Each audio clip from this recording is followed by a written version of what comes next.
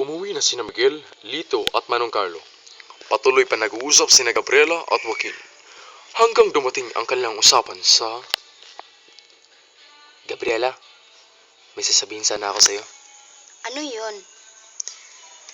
Hindi ko alam kung ano ang maging reaction mo sa sasabihin ko. Ano nga? Gusto mo ba talagang malaman? Oo, gustong gusto. Ma'am Gabriela! Tuloy na po kami! Sige, mag-ingat kayo. Ano nga ulit yun, Joaquin? Mahal kita, Gabriela. Alam kong wala akong pag-asang... Mahal din kita, Joaquin. Ha? Alam ko na, Joaquin. Matagal ko na nakikita sa kilos mo. Kaya pinapatuloy ko ang pagmamahal ko sa iyo. Teka lang. Mahal niyo ako? Kailan lang? Nung dumating ako dito, nakita ko na kasi ang taong magmamahal sa akin. Agad-agad? Kararating na po ninyo kanina. Mahal mo agad ako? Wow! Hindi mahalaga ang oras sa pagpili ng taong magmamahal sa iyo, Joaquin. Dahil may tiwala sila sa iyo.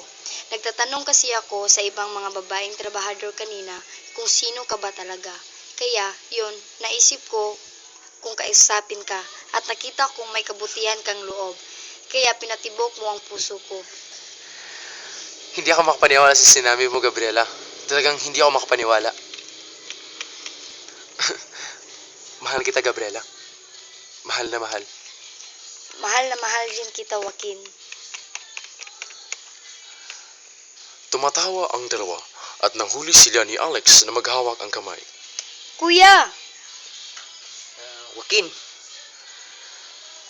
Sir Alex, wala po akong intensyon na... Alam ko, maaari ka nang umalis, Joaquin. Mag-uusap pa kami ni Gabriela. Sige po, uwi na po ako. Umalis na si Joaquin matapos ang kanilang usapan ni Gabriela. Subalit nalulungkot naman si Joaquin sa maaaring mangyari ni Gabriela sa kanyang kuya Alex. Na makalis na si Joaquin, nag-uusap sina Gabriela at Alex. Ano bang ibig sabihin nun? Kuya, let me explain muna.